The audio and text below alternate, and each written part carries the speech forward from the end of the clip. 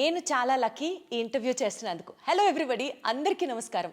పద్మశ్రీ, పద్మభూషణ్, పద్మవిభూషణ్, సరస్వతి పుత్రుడు, ప్రజల పాలిట దేవుడు డాక్టర్ నాగేశ్వర రెడ్డి గారు ఉన్నారు నాతో. మాట్లాడదాం. సార్ నమస్తే. First of all congratulation sir. చాలా హ్యాపీగా ఉంది. నేను ఒక ఆనర్ లాగా ఫీల్ అవుతున్నాను మిమ్మల్ని ఇంటర్వ్యూ చేయడానికి. నేను దీప్తి సార్. ఎలా ఉన్నారు? థ్యాంక్ యూ వెరీ మచ్ మా.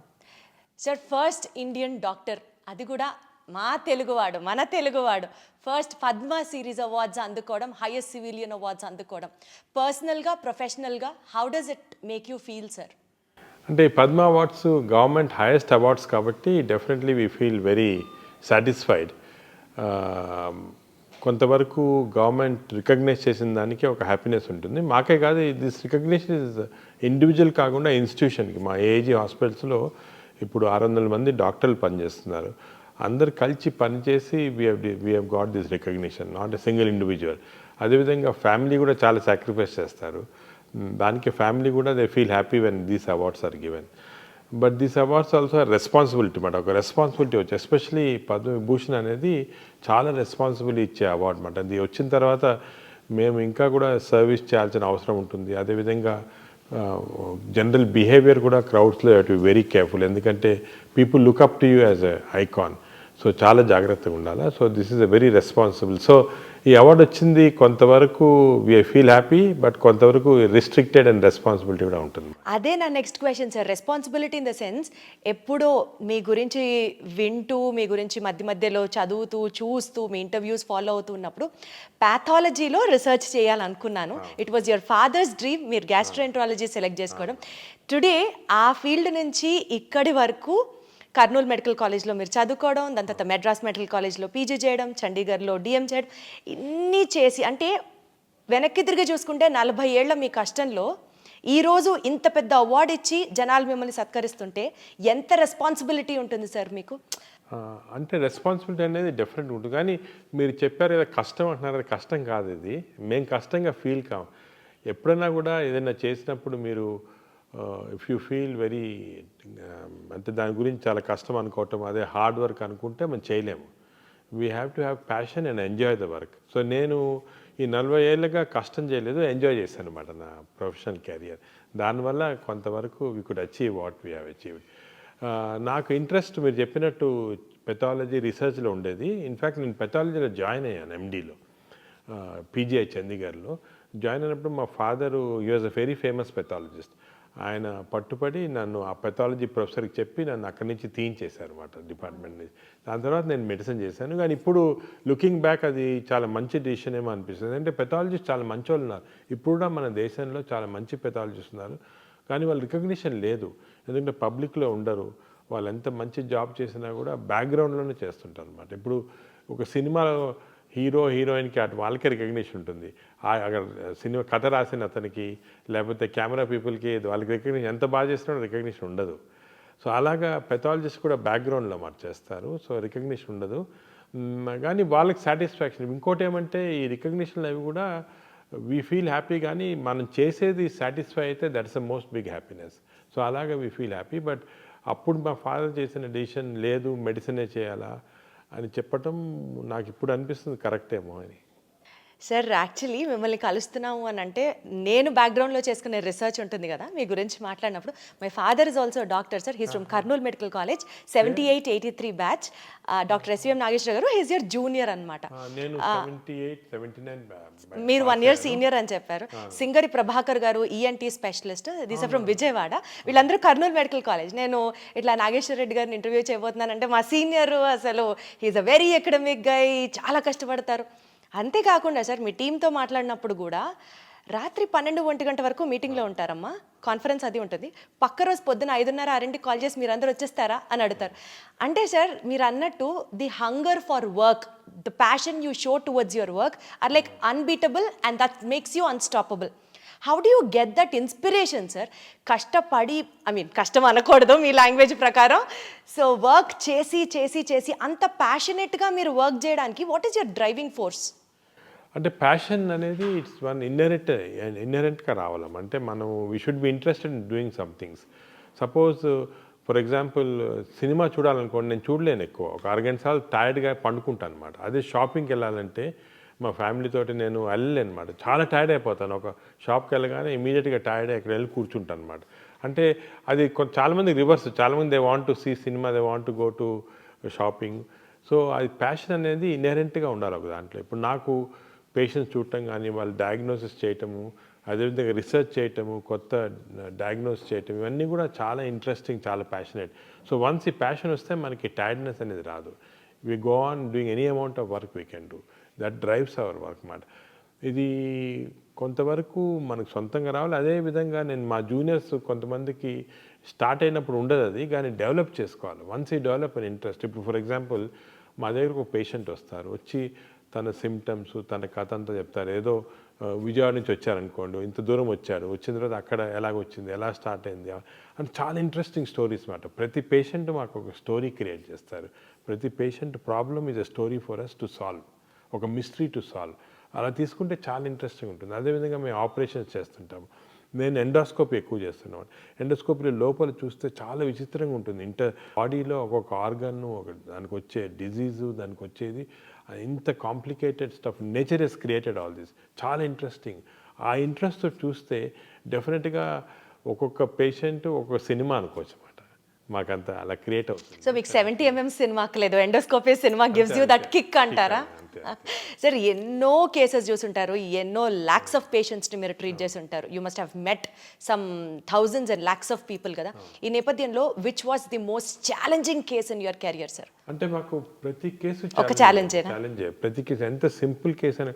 ఫర్ ఎగ్జాంపుల్ నేను చెప్పేది ఏంటంటే మా స్టూడెంట్స్కి చెప్తుంటాను, ఒక కేస్కి, ఒక పేషెంట్కి ఒక కేసు అనుకోండి, మాకు డైలీ నేను 100 మందిని చూస్తాను, 200 మంది చూస్తాను పేషెంట్స్. కానీ ఆ ఒక్క పేషెంట్కి తన disease is the most important for him. ఏదైనా ప్రాబ్లం వచ్చిందనుకోండి, ఆ పేషెంట్ లైఫ్ అండ్ డెత్లో ఉంటే, the life and death for doctors maybe 100 patients చూసి అందరు పేషెంట్స్ సీరియస్ ఉన్నారని చూస్తుంటారు. ఐసీయూలో అనుకోండి, మా ఐసీయూస్లో 150 పేషెంట్స్ ఉంటారు, అందరు సీరియస్గానే ఉంటారు. మేము సరే సీరియస్ పేషెంట్స్, ఈ పేషెంట్ చూస్తుంటాం, కానీ ఆ పర్టికులర్ పేషెంట్కి, ఆ పర్టికులర్ ఫ్యామిలీకి it's a life and death, complete change. ఒక ఫ్యామిలీలో బ్రెడ్ విన్నర్ ఉన్నారు, ఆయన సీరియస్గా ఏదో ఇంటెస్టైనల్ బ్లడ్ వామిటింగ్ తోటి వచ్చారు, సీరియస్గా ఉన్నారు. ఆ పేషెంట్ సర్వైవ్ కాకపోతే హోల్ ఫ్యామిలీ ఇస్ డిస్ట్రాయిడ్. దానికే ఎంత లేట్ అయినా, నైట్ ఎంత ఏ టైంలో అయినా కూడా చాలాసార్లు మా ఇంట్లో ఫర్ ఎగ్జాంపుల్ ఒక ఇంపార్టెంట్ ఫంక్షన్ ఉంటుంది, సడన్గా ఈ పేషెంట్ బ్లడ్ వామిటింగ్ వస్తారు, వీ ఇగ్నోర్ ఆల్ దట్. మా ఇంట్లో కూడా కొంతవరకు ఇనీషియల్గా కోపడ్డారు అవన్నీ. ఎందుకంటే that patient life is so important. అది మేము సేవ్ చేయగలిగితే ఒక ఫ్యామిలీ సేవ్ చేస్తున్నాం, ఒక whole family is being saved. అట్లా one case to talk specifically about అంటే ఏం చెప్తారు సార్? అంటే which really had an impact on you, మీరు సెంటిమెంట్గా టచ్ అయ్యి like I have to do something అని మీరు మూవ్ అయి చేసిన కేసు? నేను ఒక ఎగ్జాంపుల్ చెప్తాను. మా పాత హాస్పిటల్లో ఉన్నప్పుడు ఒక patient use to come for treatment. అంటే తనకి లివర్ చెడిపోయి అక్కడి నుంచి బ్లీడింగ్ వస్తుంది అన్నమాట. సో ఆ పేషెంట్ ట్రీట్మెంట్కి మేము 3-4 కోర్సెస్ ఆఫ్ ట్రీట్మెంట్ చేయాలి. ఎండోస్కోపీ ద్వారా బ్లీడింగ్ ఆపేసి బ్యాండ్స్ వేసి బ్లాక్ చేయాలి. మరి బ్లాక్ చేస్తే వీ కెన్ సేవ్. అది జరుగుతున్నప్పుడు అది 6 సెషన్స్ చేయాలి. సో సెకండ్ సెషన్లో నేను ఆ పేషెంట్ని, మాకు రిసెప్షన్లో కెమెరా ఉంటుంది, కెమెరా నుంచి మేము అన్ని చోట్ల, ఫర్ ఎగ్జాంపుల్ నా దగ్గర టీవీ స్క్రీన్ ఉంది, I will see what is happening in each area. అది చూస్తూ ఉంటే చూసింది నేను, ఆ పేషెంట్ తన పాకెట్లో నుంచి మనీ ఇస్తున్నాడు అనమాట. అంటే 1 రూపీ తీస్తున్నాడు, 2 రూపీస్ కాయిన్స్, అప్పుడు కాయిన్స్ కూడా ఉండేవి, కాయిన్స్ తీసి ఇస్తున్నాడు రిసెప్షనిస్ట్కి. ఫైనల్గా అదంతా మేము as such we keep everything low cost, కానీ అది కూడా ఒక 2000 రూపీస్ అది అయ్యేది పేషెంట్. ఆ 2000 రూపీస్ ఇచ్చి కంప్లీట్గా తన పాకెట్ నుంచి ట్రీట్మెంట్కి వచ్చాడు. నేను ఆ పేషెంట్ ఏం చేస్తున్నావు నువ్వు అంటే, ఈజ్ ఎ బార్బర్, బేగంపేటలో బార్బర్ షాప్ ఉంది, బార్బర్ చేస్తున్నాడు వర్క్. మరి నేను అన్నాను, మరి మాకు ఎందుకు చెప్పలేదయ్యా, నీ గవర్నమెంట్ స్కీమ్లో కానీ రాదు కదా అంటే, ఈ అట్ సచ్ డిగ్నిటీ నేను ఫ్రీగా అడగకూడదు, నేను కట్టి తను అయిన తర్వాత డబ్బు లేదు కాబట్టి నడిచి వెళ్తున్నాడు తన షాప్కి. సోమాజిగూడ నుంచి బేగంపేట దాకా నడిచి వెళ్ళేవాళ్ళు. ఇది చూసిన నాకు అనిపించింది, అందరూ ఏమంటారంటే లేదు చీట్ చేస్తారు, వీళ్ళు చీట్, అవన్నీ తప్పు. మనకి patients especially lower middle class వాళ్ళకి చాలా డిగ్నిటీ ఉందన్నమాట. వాళ్ళు లేదు మేము వాట్ ఎవర్ ఈజ్ డ్యూ కట్టాలా చేయించుకోవాలా అని ఆ డిగ్నిటీ తోటి. కెన్ ఇమాజిన్ ఆ బార్బర్ పాపం అంత డిగ్నిటీ తోటి, అంత అయిన తర్వాత డబ్బు లేదు కానీ నడిచి వెళ్తున్నాడు తన షాప్కి. అప్పటి నుంచి అది చూసి నేను we made everything free for him sir. For the wonderful sir. అదేవిధంగా అలా చాలామంది మా సోషల్ వర్కర్స్ని కూడా చెప్పి ఐడెంటిఫై చేయమంటారన్నమాట. మనకు చెప్పేది middle class lower middle class పేషెంట్సే, దే డోంట్ వాంట్ ఫ్రీ.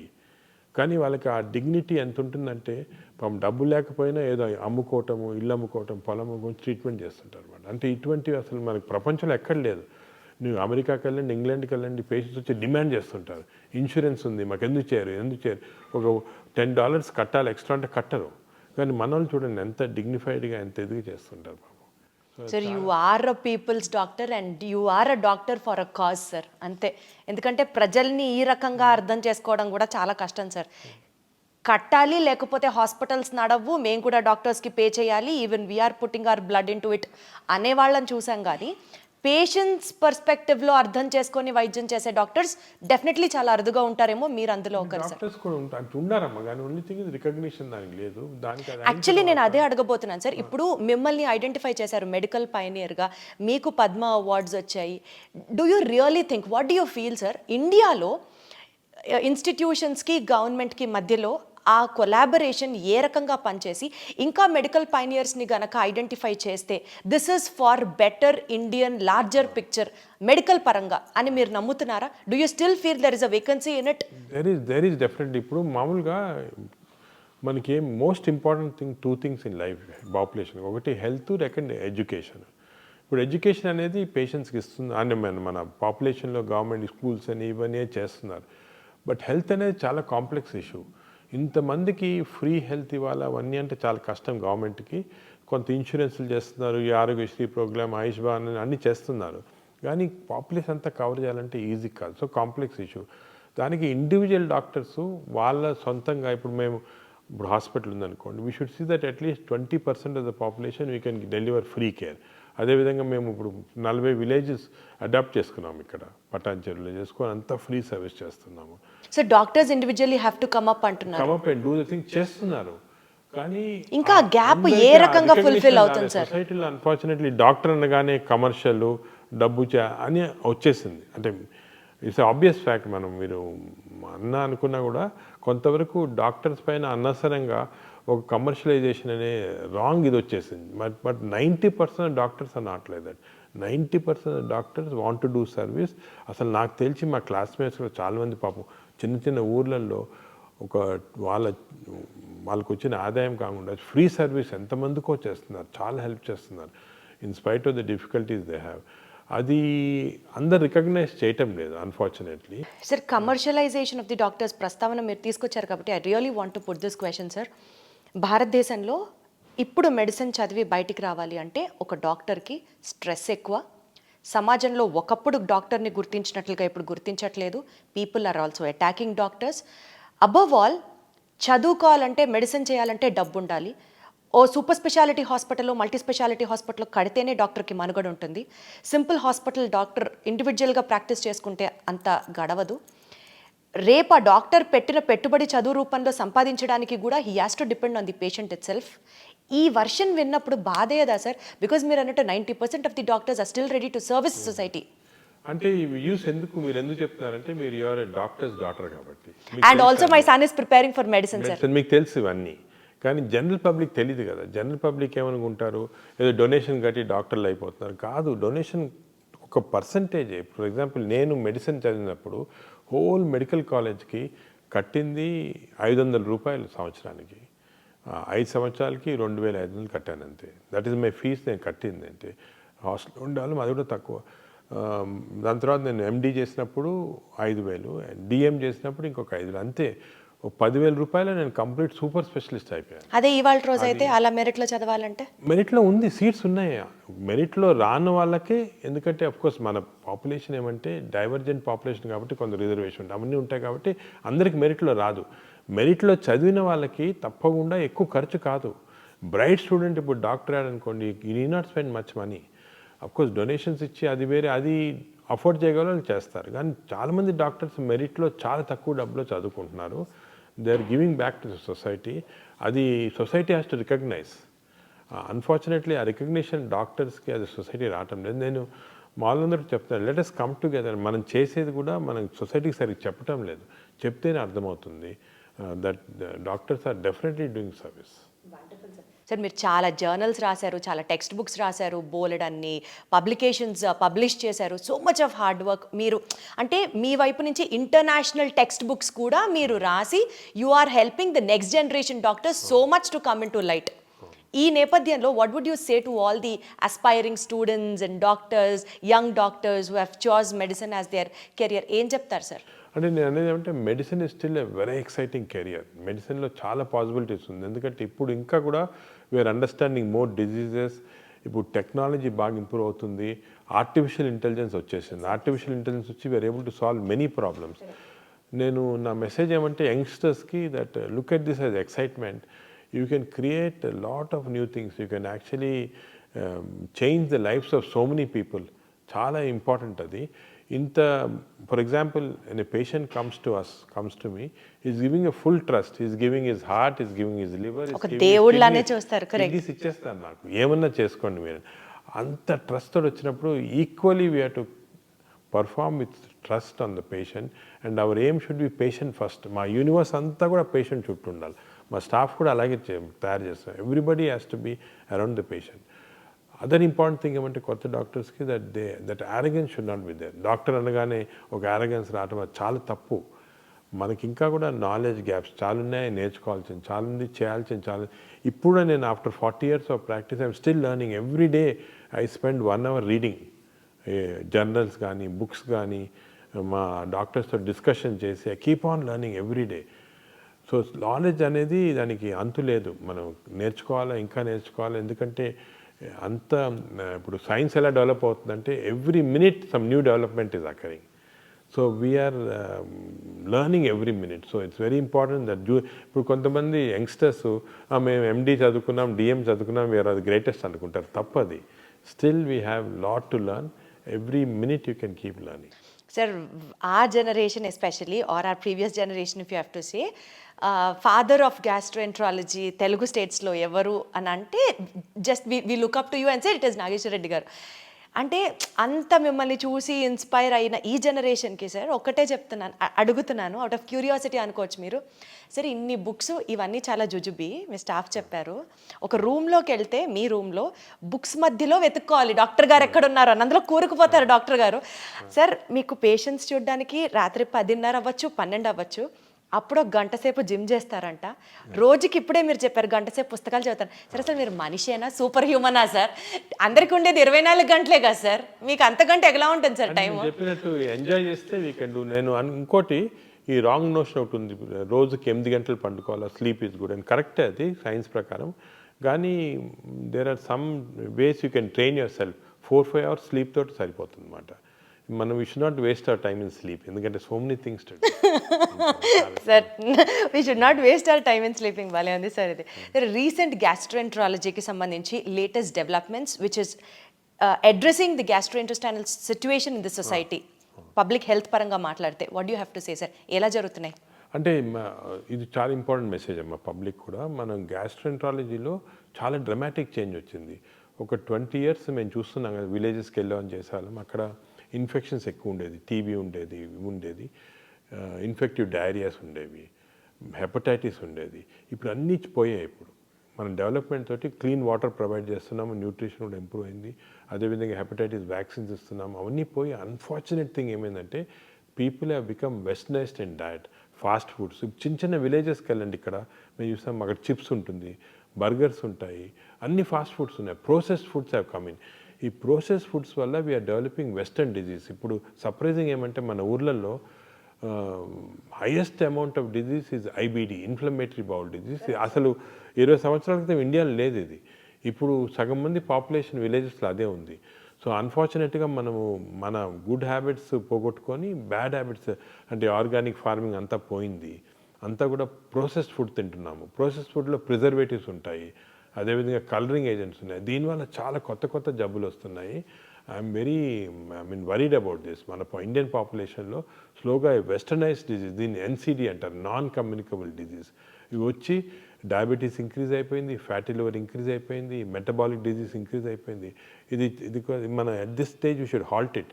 ఒకసారి గవర్నమెంట్ కానీ సొసైటీ కానీ ఆలోచించి మీరేమంటారు sir, what you suggest the preventive steps ఈ క్షణంలో మనం తీసుకోవాల్సింది? ఇమీడియట్గా చేయాల్సింది ఏమంటే process foods government should take strict action. For example నేను ఎప్పుడు చాలాసార్లు చెప్తున్నాను, గవర్నమెంట్ కూడా చెప్తున్నాను, ఈ స్కూల్ చుట్టూ ఫాస్ట్ ఫుడ్స్ పెట్టకూడదు.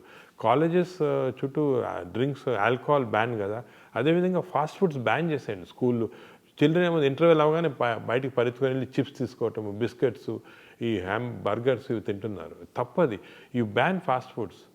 చిల్డ్రన్ని న్యాచురల్ ఫుడ్స్ ఎంకరేజ్ చేయండి. స్కూల్స్లో మిడ్ డే మీల్స్లో natural foods, organic foods, millets encourage చేయండి. అదేవిధంగా ఫిజికల్ యాక్టివిటీ ఎంకరేజ్ చేయండి చిల్డ్రన్. స్కూల్స్లో they should play, have physical activity. లేదు స్కూల్స్ 6 గంటలు 7 గంటల దాకా వాళ్ళకి ఇప్పుడు చిల్డ్రన్కి ఫ్యాషన్ ఏమంటే కంప్యూటర్స్ ఇచ్చి దానిపైన స్టడీస్ చెప్తున్నారు. ఇవన్నీ కూడా తీసుకొని let children become socially active. ఒకరితో ఒకరు మాట్లాడుకోవాలి, యాక్టివేట్ చేయాలా. అదేవిధంగా ఫిజికల్ యాక్టివిటీ ఉండాలా, హెల్తీ ఫుడ్ తినాలా. ఈ కాన్సెప్ట్ స్కూల్ చిల్డ్రన్ నుంచే స్టార్ట్ చేయాలి. మేము కొన్ని స్టడీస్ చేసాం స్కూల్ చిల్డ్రన్లో. 40% ఆఫ్ ఈవెన్ పబ్లిక్ స్కూల్ అంటే గవర్నమెంట్ స్కూల్స్లో కూడా 40% of children are having fatty liver because of all these types of things. So they should change. లేకపోతే మన generation, younger generation are going to get totally spoiled. Also sir, along with మీరు చెప్పిన కాంప్లికేషన్స్తో పాటు according to chronic inflammation hypothesis ప్రకారం ulcerative colitis కానివ్వండి, Crohn's disease కానివ్వండి, because of the inflammation of the intestine జనాల్లో ఈ incidence of these diseases. Sir, I love this subject. I have done so much of research in this, కాబట్టి నేను అడగగలుగుతున్నాను. And మా ఫ్యామిలీలో కూడా one of my family member is suffering with Crohn's disease sir. He's just 6 years of age, వాడికి age నుంచి మేనల్లుడు. ఈ suffering with this Crohn's disease. మేము ఎంత ఫేస్ చేసామో, ఆ ట్రామా ఇండియాలో చాలా చోట్ల చూపించి ఈ ట్రీట్మెంట్ దొరక్క చాలా కష్టపడ్డాం సార్. సో నాకు ఈ సబ్జెక్ట్ గురించి తెలుసు, అందుకని I making it up point. Correct మీరు చెప్పినట్టు it's called a chronic inflammatory condition. ఈ chronic inflammatory condition is environmental stimulated. ఈ ఎన్విరాన్మెంట్ వస్తూ ఉంది మనకి. దాన్ని మనం ఎలా తగ్గించుకోవాలి సార్? మనం ఏం చేయాలి తగ్గించాలంటే? అసలు ఎందుకు వస్తుంది? సొసైటీ యాజ్ ఎ సొసైటీ మనము we should now change back to natural foods, organic foods. ఇంకో drinking water, plastic drinking waters, అవన్నీ కూడా ప్రాబ్లమ్స్ ఉంటాయి. అవన్నీ కూడా అంటే ఈ చేంజెస్ అనేది it's not easy. For example మాకు ఈ లివర్ క్యాన్సర్ పేషెంట్స్ చాలా వస్తున్నారు అనమాట. ఎందుకు వస్తున్నారని చెక్ చేస్తే it is not because of drinks కానీ అది కాదు, ఇట్ ఈస్ బికాజ్ ఆఫ్ ఆఫ్లోటాక్సిన్. అంటే మనం పీనట్స్ గ్రో చేస్తాం కదా, ఇప్పుడు అనంతపూర్ ఏరియాలంతా కూడా చాలామంది పీనట్స్ గ్రో చేస్తుంటారు. దాంట్లో ఆఫ్లోటాక్సిన్ ఫంగస్ వచ్చేసి that is causing this liver cancer. But అది చేంజ్ చేయాలంటే ఫార్మింగ్ చేంజ్ చేయాలి, అగ్రికల్చర్ చాలా కష్టం అది. So it's involves not only changing of habits but economy కూడా చాలా చేంజ్. సో కొంతవరకు it's not easy, simple problem కాదు. అంటే ఇండియాలో ఇన్సిడెన్స్ ఎక్కువ అవుతుంది అని అనుకోవచ్చా సార్? మనం జాగ్రత్త పడాలి అని అంటే ఇండియాలో ఎన్విరాన్మెంట్ ఎక్కువ అవుతుంది. మన ఎన్విరాన్మెంట్ చేంజ్ చేయాలి. పొల్యూషన్ చూడండి, ఇప్పుడు ఫర్ ఎగ్జాంపుల్ ఈ నార్థన్ ఇండియాలో చాలా మందికి lung problems, severe lung problems pollution వల్ల. Burn all the crops continuous గా. అది గవర్నమెంట్ చాలా స్ట్రిక్ట్ యాక్షన్, బట్ పొలిటికల్లీ అంత యాక్షన్ తీసుకోలేరు. They cannot stop the farmers. So ఇది చాలా కాంప్లెక్స్ ఇష్యూస్ ఇవి. But only public awareness, education, ఒక లెవెల్ ఆఫ్ పబ్లిక్ ఇది వచ్చిన తర్వాత పబ్లిక్ కెన్ యాక్చువల్లీ కాజ్, వాళ్ళ డిమాండ్ వల్లే చేంజ్ అవుతుంది, లేకపోతే కాదు ఇది. And also sir, multi step level theory of కార్సినోజెనసిస్ ప్రకారం normal cells are becoming cancer cells. Incidence of cancer is also being చాలా ఎక్కువ అవుతుంది. మీరు specially being gastroenterologist liver cancer గురించి అడ్రస్ చేయడం కానీ, because of the pollution or because of the drinking habits, alcohol consumption, ఎలాంటి impact ఉండబోతుంది sir? జనాలకి ఎంత చెప్పినా అర్థం అవ్వట్లేదు ఎందుకు అని అనిపిస్తూ ఉంటుంది. అనిపిస్తుందమ్మా నాకు. ఇంకా కూడా మీరు media, all types of social media అందరూ కూడా యాక్టివ్ పార్ట్ తీసుకొని హెల్త్ ఎడ్యుకేషన్ అనేది చాలా ఇంపార్టెంట్ రోల్ తీసుకోవాలి. ఇప్పుడు జనాలకి ఏమి ఇంట్రెస్ట్ ఉందంటే ఏదో ఒక కాంట్రవర్సీ అని పుష్ప వస్తే అవన్నీ చూస్తుంటారు. అదే ఏదైనా ఇంట్రెస్టింగ్ టిడ్బిట్స్ పాలిటీషియన్ కానీ యాక్టర్స్ చూస్తుంటారు. కానీ unfortunately they are not concentrating on this health education. ఇప్పుడు వెస్టర్న్ కంట్రీస్లో చూసుకోండి, హెల్త్ ఎడ్యుకేషన్ ఛానల్స్ వేరేగా ఉన్నాయి, చాలా పవర్ఫుల్గా ఉన్నాయి. దే డెలివరింగ్ చిల్డ్రన్కి, they are delivering health education at school level itself. అది మనం చేయటం లేదు, చేయాలా. We have to change the society by properly educating them. Sir, ఇండియాలో మెడికల్ ఫీల్డ్లో incidence of obesity, lifestyle diseases, hepatocellular carcinomas, దీని గురించి ఎలా చూసుకుంటూ వెళ్తే ఇండియాలో ఉన్న డెవలప్మెంట్స్, అడ్వాన్స్మెంట్స్, ఇండియాలో ఉన్న మెడికల్ స్ట్రక్చర్ ఏ విధంగా ఇంకా అభివృద్ధి చెందాల్సిన అవసరం ఉందని మీరు అనుకుంటున్నారు? అంటే మనకి ఇండియాలో దేర్ ఆర్ పారాడాక్స్ అన్నమాట. ఒకటేమో చాలా వరకు ఇంకా కూడా మాల్ న్యూట్రిషన్ ఇటువంటివి ఉన్నాయి విలేజెస్లో, ఊళ్ళల్లో కొంతమంది ఇంప్రాపర్ న్యూట్రిషన్ వల్ల రావటము, న్యూట్రిషనల్ డిజీజ్ అంటాం కదా, ఇంకా కూడా చాలా ఉన్నాయి. దాని తర్వాత ఇన్ఫెక్టివ్ డిజీజ్ కొన్ని చోట్ల ఉన్నాయి. ఇప్పుడు బీహార్, యూపీలో అంతా కూడా ఇంకా చాలా ఇన్ఫెక్టివ్ డిజీజెస్ ఉన్నాయి. అదొకటి. Other side of the paradox western disease అంటే ఒబేసిటీ కానీ, లేకపోతే లివర్ ప్రాబ్లమ్స్ కానీ, alcohol related, smoking related problems ఉన్నాయి. ఈ రెండు డిఫరెంట్ టైప్స్. కొంతవరకు మనకి ఈ అర్లియర్ ప్రాబ్లమ్స్, ఈ మాల్ న్యూట్రిషన్, ఇన్ఫెక్షన్ కొంచెం ఈజీ సాల్వ్ చేయడానికి దాని గవర్నమెంట్ కొన్ని స్కీమ్స్ స్టార్ట్ చేశారు, అవి కూడా కంటిన్యూ అవుతున్నాయి.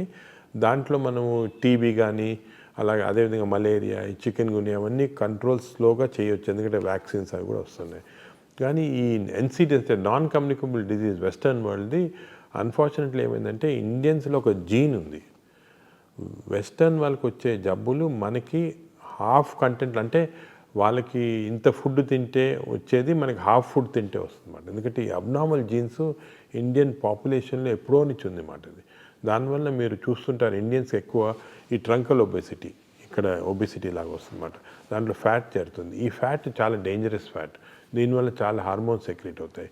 సో మనకి తక్కువ స్టిమ్యులేషన్ వల్ల ఇటువంటి పెద్ద పెద్ద ఎన్సిటీస్ వచ్చేస్తున్నాయి. అదేవిధంగా హార్ట్, ఇండియన్స్లో హార్ట్ ఆర్టరీస్ ఉంటాయి కదా, సన్నగా ఉన్నాయి. వేరే వాళ్ళు యూరోపియన్స్ తోటి కంపేర్ చేస్తే మనకి ఇంకా సన్నగా ఉంటాయి. దానికే మనకి అర్లీ హార్ట్ డిజీజ్ వస్తుంది, సీరియస్ డిజీజ్ వస్తుంది. అదేవిధంగా ఫ్యాట్, లివర్లో 2 జీన్స్ ఉన్నాయి మన, ఇది ప్రొటెక్ట్స్ అగైన్స్ ఫ్యాట్. వెస్టర్న్ మనకి ఆ ప్రొటెక్షన్ లేదు, ఆ జీన్స్ లేవు అన్నమాట. సో దానివల్ల మనకి ఎక్స్ట్రా ఎఫర్ట్ పెట్టాలి ఇవి రాకుండా. సో ఇది మోర్ కాంప్లికేటెడ్. ఇది టెర్షరీ సెంటర్స్లో అటువంటిది, లేకపోతే మాస్ ఎడ్యుకేషన్తో ట్రీట్ చేయాల్సింది. మామూలుగా గవర్నమెంట్ చేసే ఎఫర్ట్తో చేయలేము ఇది. It has to be done in a different way. So different problems మాట. అంటే there is a scope for medical development even in India అంటున్నారా? ఇప్పుడు మీరు మాట్లాడుకున్న ఇంపాసిబుల్ సెక్టర్స్లో కూడా there is still scope for development. There is definite scope is there, but we have to go in a very organised fashion. ఇప్పుడు ఏమైంది ఇండియాలో మీకు చూసారు కదా, ఏదో కొన్ని మంచి హాస్పిటల్ సెంటర్స్ ఆఫ్ ఎక్సలెన్స్ ఉంటాయి, కానీ మిగతా అంతా హాస్పిటల్స్లో వేరు, అంటే సెంటర్స్ ఆఫ్ ఎక్సలెన్స్ ఉండకపోవచ్చు ఈ ట్రీట్మెంట్స్ అన్నీ కూడా. సో ఇంత వేరియబిలిటీ ఆఫ్ మెడికల్ ప్రాక్టీస్ ఉంది.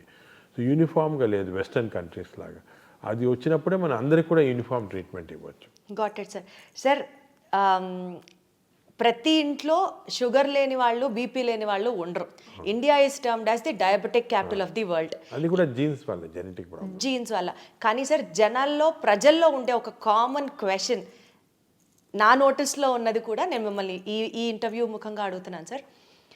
డయాబెటీస్కి సంబంధించి నాగేశ్వర్ రెడ్డి గారు ఒక మెడిసిన్ కనిపెట్టారు, చాలా తక్కువ బడ్జెట్. హాస్పిటల్లో జాయిన్ అయితే జస్ట్ ఒక షుగర్ పేషెంట్స్ జాయిన్ అయితే ఆయన ఒక ట్రీట్మెంట్ ఇస్తారంట, ఆయన ఒక మందు కనిపెట్టారంట.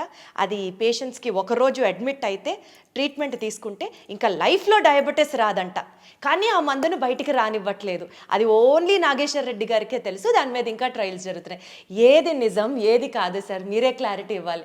అది నిజం కాదమ్మా, ట్రూత్ కాదు అది. అంతే చాలా హైప్ చేశారు దాన్ని.